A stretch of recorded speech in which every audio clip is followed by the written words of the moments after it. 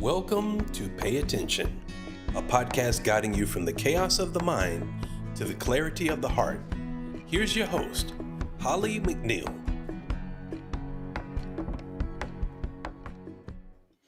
Hello and welcome. Take a deep breath. It's fall. Breathe in the fall air and colors. And today we're going back to the archives, back to the original guest episode I had on Pay Attention just about a year ago in the fall in Vermont. I tend to go there in the fall. In fact, I'm leaving tomorrow, so it's kind of apropos to be going back. But moreover, the topic of today's podcast is moving through divorce with grace, wisdom, and clarity. And I bring that up for a couple of reasons. One is I'm actually going through a divorce, and if you pay attention, you'll recognize that it's not my first one. But that's not the reason I brought it up today, but it did bring a couple of things to mind. First is that if you're going through divorce, I know firsthand, like right now, how upsetting it can be, how much anxiety it can bring in. And I wanted to let you know that you're not alone. A lot of people go through divorce. It's a normal part of this human journey. It's not what we want when we first get married, of course. But I am on a board for a startup company called FEME, Financially and Emotionally Abused Mothers Revived. So I'm going to tell you a little bit more about that at the end of the podcast. So a support system that's out there and available to you. They're also obviously looking for support. But moreover, I wanted to let you know that if you're going through divorce, there's always something for you to learn here. I don't have a lot of regrets in my life. My biggest one is having my kids in the middle of my first divorce. And at one point, my son, who's now in his late 20s, said to me, "Mom, I didn't really have a good role model growing up as far as relationships."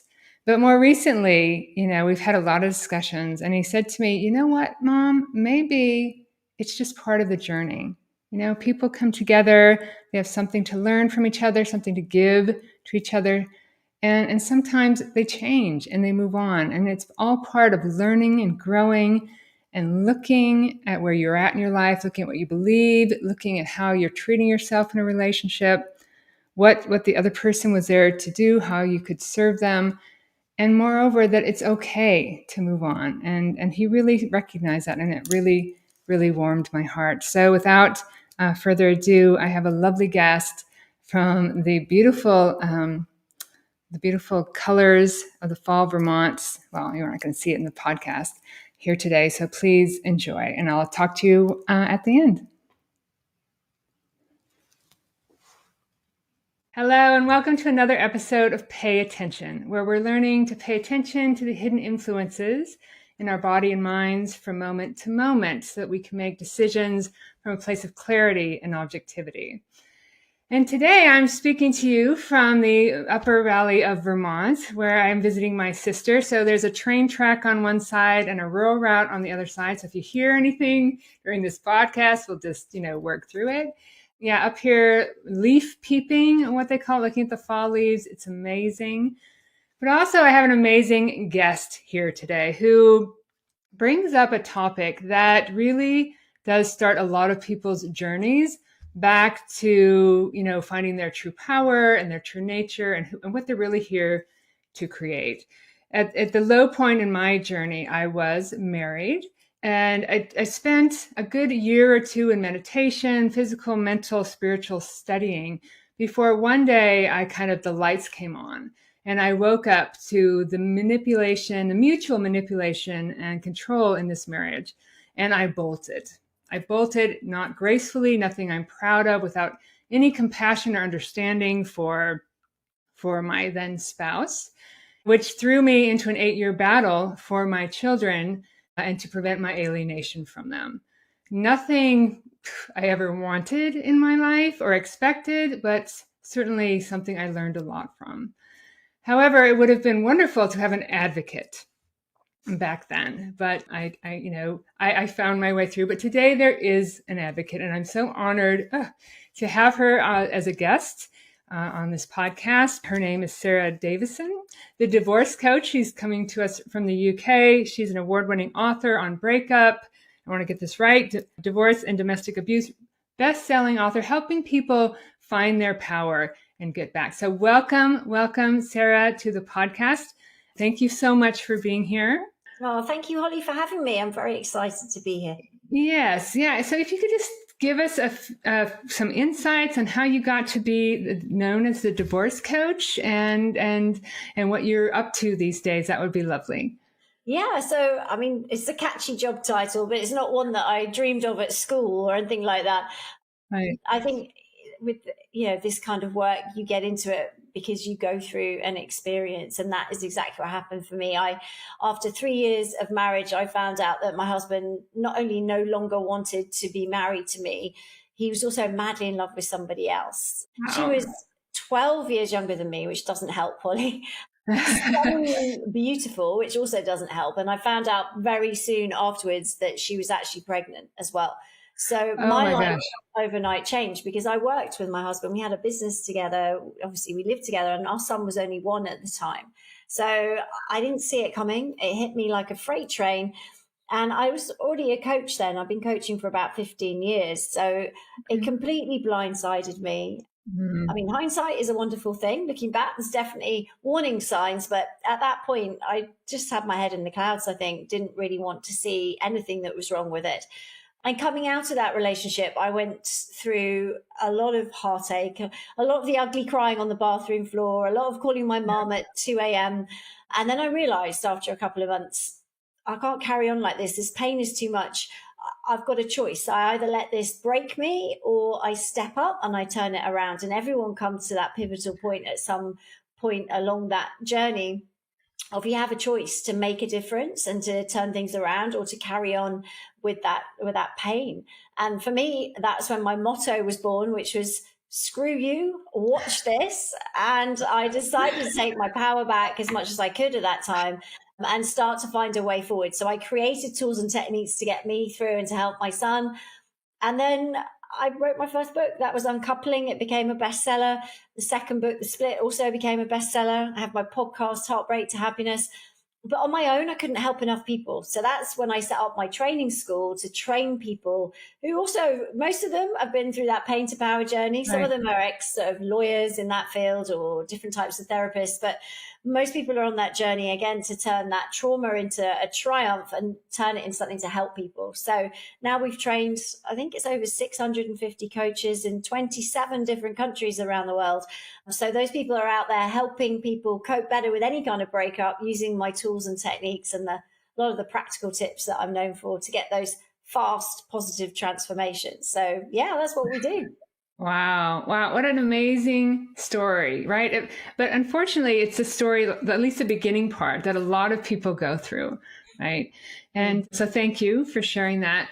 And, I would say when we go up, when we're on our wedding day, when we're going up that aisle, up to the altar, it's never our intention or a person's intention, I'm going to hate this person, I'm going to end in divorce. But, in America, a divorce is 50%. So, half the percent or 50% chance it's going to end in divorce. And I think it's a little bit less in the UK. But so speaking to those people that maybe feeling that are kind of in the before of the divorce, maybe like people change, right? There's a lot of reasons people get divorced, many, many reasons. But speaking to those people that are stuck, that maybe know that they need to get out of it, but are fearful or don't know how to address it or anxious about it, what kind of advice can you give to people that are still in the marriage and just can't find a way out? Yeah, it's a great question. I think we have to look at that in a well, there's two sides to that. If you're in a healthy relationship, and by that I mean that you can communicate, you're not worried about whether you're safe, there's no abuse, then that path is really looking, if you're in that situation, you've got to look at what do you want from your future, and that actually staying together in a relationship that doesn't make you happy, isn't fulfilling. It's not healthy for you to be in that environment, but you can have that conversation if you're in a healthy partnership. So you can sit down, you can do what I would always say is, divorce is known as the second most traumatic life experience we go through after death of a loved one. So therefore, it's not something we want to rush into without trying absolutely everything we can to make it better, to try and see if it's a miscommunication, if it's something that's been festering for a while, but if you just resolve a couple of those core issues, it could get better. That's something that, or are your expectations, that you're going to feel crazy in love every minute of every day? That's probably unrealistic. So looking at, is the grass greener, and what are the challenges, and working around them with your partner. And that's where couples therapy can be really effective. Of course. If you're in an unhealthy relationship, if the dynamic is toxic, abusive, then we have to be very careful, because if you start to talk about leaving, then the whole crux of the relationship is built on control. And so once you start that the abuser feels you're pulling away, they will up the control, and things can get incredibly dangerous. In fact, 30% of domestic homicides in the UK, but it is actually quite a global statistic. I found it in my research. About 30% of domestic homicides happen within 3 months of separation from a toxic relationship. But the chilling factor there, Holly, which is chilling, is that in over 80% of those cases, there was never any physical violence before. So that's because as you pull away from the controller, they need to up the ante. They need to do more to keep you there. So that's where sometimes it can tip over. Now, that's not to scare people, but it's definitely to say, if you are in a toxic relationship, then get some specialist help and advice before you make decisions or you confront your abuser that you're leaving, just because you'll know that the consequences will be, difficult, if not very dangerous. So again, we've got to look after those people in that scenario. But you can call your domestic abuse charity, your local one, or to try and find some expert in your area who can help you work a plan to stay safe. I've also trained coaches that specialize in domestic abuse in the States, all over the world. So again, they're also able to help. So yeah. Okay, great. In my situation, and sometimes it's hard to see, right? You don't know. It's hard to see. You just know that you're unhappy and that you're struggling. And like I said in the introduction, I bolted once the lights came on, and I did it without any compassion or grace. And not that I don't really believe it would have helped the adversity and the aggression that came after that, but for a lot of women, I mean, I'm speaking from that perspective, of course, a lot of times you can't see it. You don't see the abuse. You don't see the manipulation and control until you can, right? And once I did, I was like, I'm out of here, which again, it blew it up. Like you said, it just went totally from, well, we were literally working out, and he said, I really like, making love to you and giving you pleasure. And why don't you like it? And I said, I don't love you anymore. I mean, it was that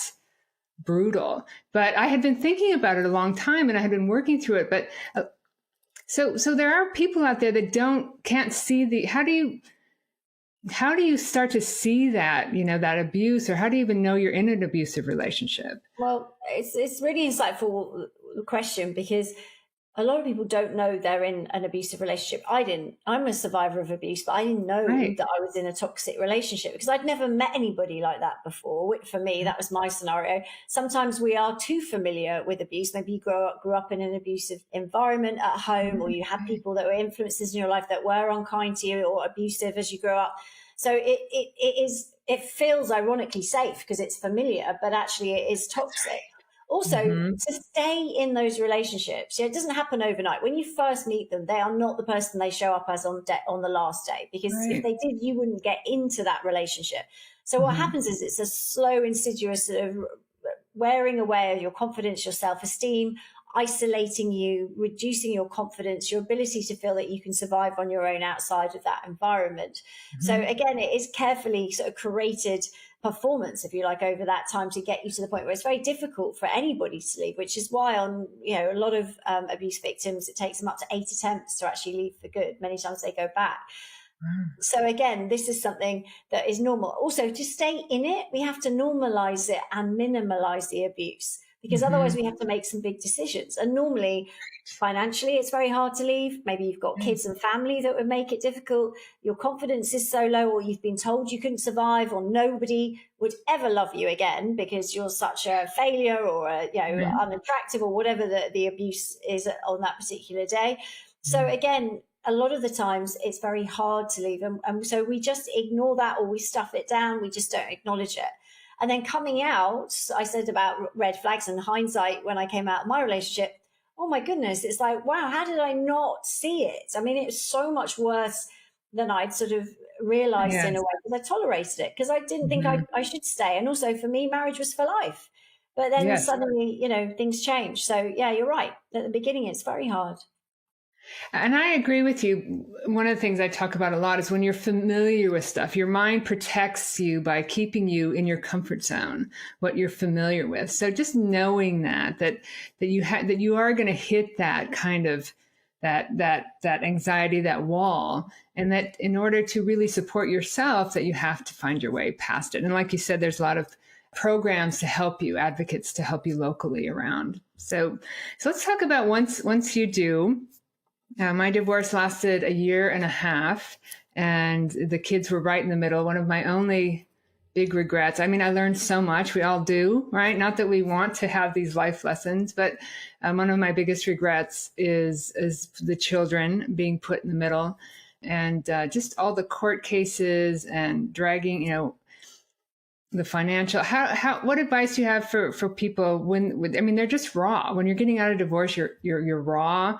And you're questioning, and you're right in there with your lawyer, and I don't even know if there's anything that can smooth that out. But what do you have for those people?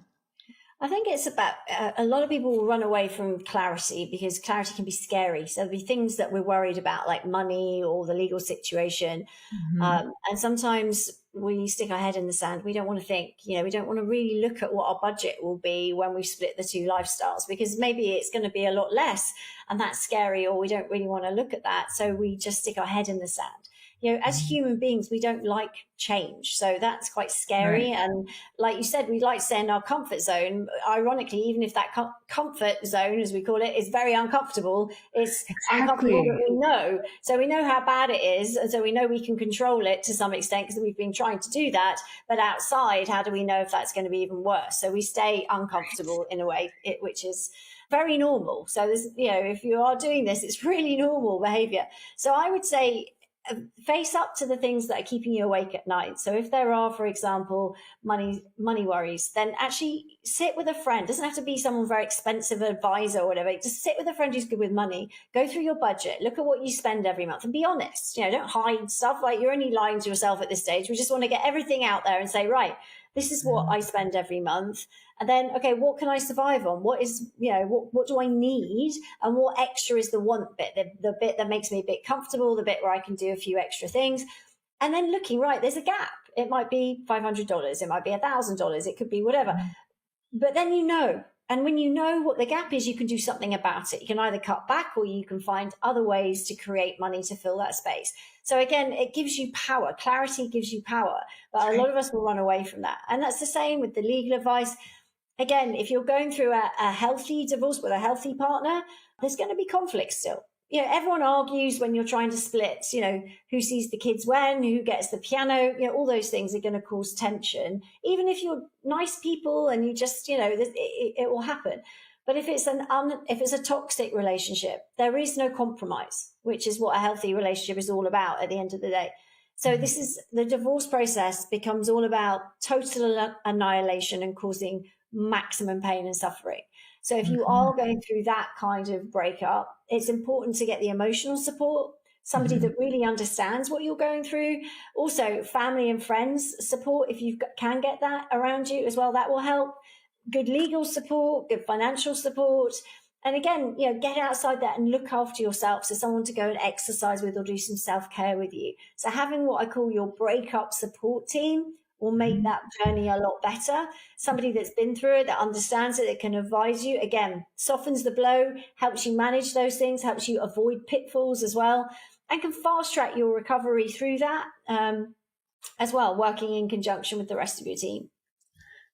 I love that word, clarity. Clarity is one of my words, and you're exactly right. If you start to look at your finances, then you become more familiar with them and then become less scary. And I wonder what percentage of marriages are in healthy relationships. I wonder I have no idea, because the only one I experienced was the unhealthy one. And so just to know that, yes, this is going to happen. It's going to be your partner is going to try to totally annihilate you. And if you have kids, they're potentially going to use the kids to do that as weapons. And I've seen it as a child. I was used as a weapon. And so that's how I knew going into my divorce that my children were being used as a weapon. So just knowing that, and just like you said, getting that support and just being there for yourself as much as you can, right? Yeah. I think post-separation abuse is one of the biggest misunderstood challenges that we have, because people will say, you're not with them anymore, you're not physically living with them anymore, therefore it's going to be better. It's up from here.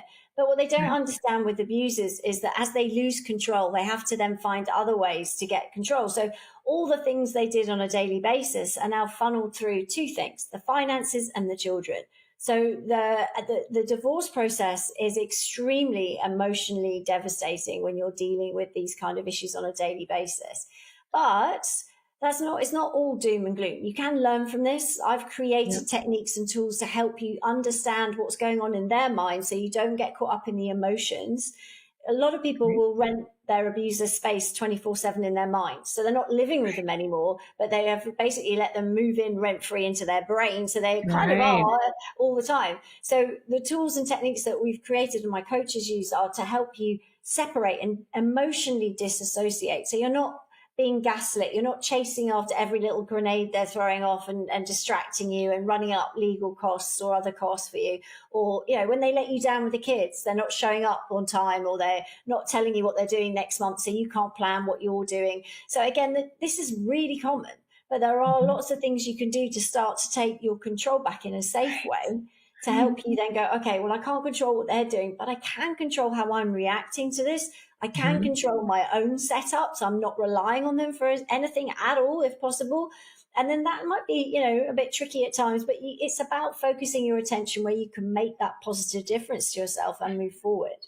Nice. Clarity and preparedness, as much as you can prepare and at least know that this is common. This is how it happens. So the after, right? So it's a huge, huge difference, of course, whether you have children or not. And like I said, when I was a child, I started to say my mother used us as weapons, and we were alienated from my father, which did a lot of damage to my own self-worth and self-esteem. And so when I saw that happening with my kids, I was in an 8-year battle for them. And I honestly don't know if I did it because of my own anxieties or because I really loved them, but I knew I couldn't let them. I couldn't let my ex-husband alienate me like that. And today I'm so grateful for having a wonderful relationship with my boys. Wow. But there are people that spend years going, in that kind of tension with children. And I remember sometimes when my kids would leave, after school, I'd fall asleep at 6 o'clock on a Friday and never leave the apartment, trying to get that energy back. So if you find yourself in that situation, if there's listeners out there in that situation, what kind of things can they do to really work on themselves, to be there for their kids, and to move their lives forward at the same time? I think self-care is something that a lot of people feel is selfish. Yeah. And it's not. Self-care is never selfish, because it's kind of like when you're on the airplane, they say, put your mask on first, the oxygen mask on first, and then help your kids. Like, a lot of us go, what? I want to help my kid first. But obviously, if you're not around to be able to help them, that's no help to anyone. So I think looking after yourself is really important, and understanding that everything happens for a reason and serves a purpose. Yeah. And there is some learning to come from this. I think, obviously putting your kids first is really important, and doing the right thing can be very difficult, because doing the right thing by your kids is not always the easy thing. Like bad-mouthing your ex may feel like, justified, and you may well be justified. In most of the cases I hear, they're very justified, but that isn't the best thing for the kids, even though it might be the easiest thing. So it's really taking accountability of, okay, I'm going to step up here as a parent. I'm going to do the right thing by my kids. Doesn't mean you can't vent to a friend or a family when the kids aren't with you. I mean, they hear through walls, kids. So, I mean, we've got to be careful here. But, but I do think that actually, if you put your kids' best interest first and then navigating that sort of parenting relationship, if you're with an ex who is healthy, then you can have a co-parenting relationship. That's fabulous. If you're with an ex that's abusive, there is no co-parenting. It's impossible. You can't do that, unfortunately. But there are things you can do. So you can work on things, for example, like you focus your time on your kids when they're with you and you don't sweat the small stuff. You're never going to get them to agree things like bedtimes maybe or amount of screen time, because once they know what you want, they're going to do the absolute opposite and then delight in it. So again, we don't want to give our power away by telling them what we want. So we've got to, again, focus on what you can do, what you can control, and what you do in your own home. And again, that can be, setting values and moral codes, like there's no shouting, there's no bullying, there's no lying in our house. Not to say that when you go to the other house, that's what happens, but just by contrast, the kids will learn, actually, I feel safer. It's more stable here, and it's not okay. Right. It's not good behavior. So you're not calling them out or name calling the other parent, but you're showing by contrast, by your actions, your beliefs, the conversations you're having with your kids, that these values are important. So they understand right from wrong. It's very important. And then age appropriate, as they get older, there's different tools you can bring in to help them understand the dysfunction maybe that the other parent may be dealing with. But actually, it's important that you just give them a safe environment where you're always there. And the good news is that children only need one healthy parent to come out just great. Okay. So you don't need to beat yourself up about this. They don't need to be damaged. If you understand what you're doing and you are a consistent, unconditional source of love for your child, and you're not bad-mouthing the other parent, you're not using them as a pawn, you're doing the right thing by them, even when it's difficult for you, then your kids will be just fine. And actually, they can come out with this as a very valuable life experience. That means they're not going to make the same mistakes that maybe you and I did making partner choices, because they understand what's okay and what's not okay. And they can see through that facade or the charm or the, short-term high for the, what comes next as a consequence with abuse.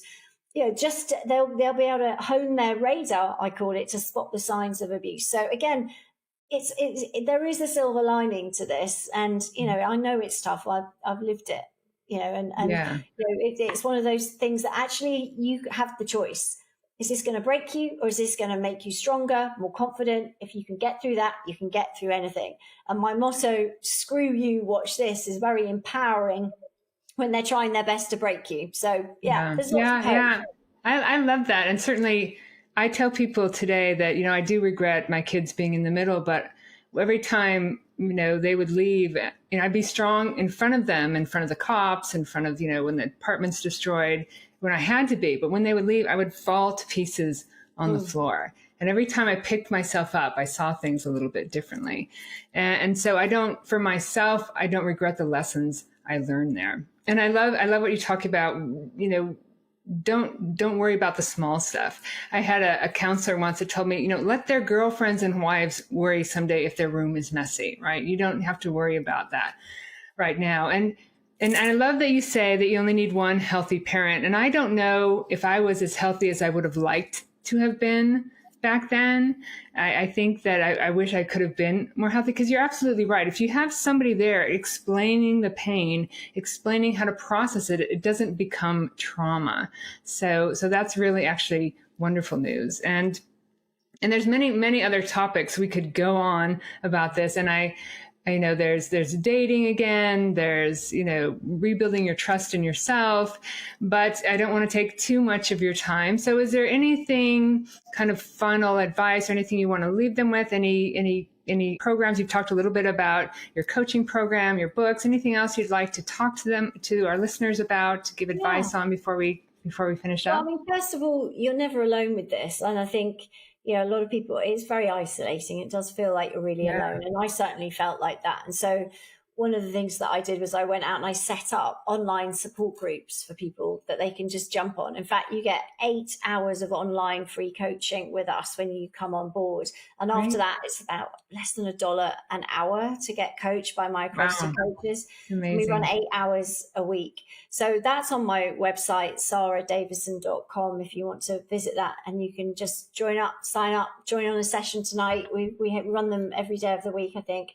It's really powerful. You'll find your tribe of other people from all over the world dealing with similar issues. You can share some of your story, hear other stories, but importantly, get your questions answered by an accredited coach who can really help you.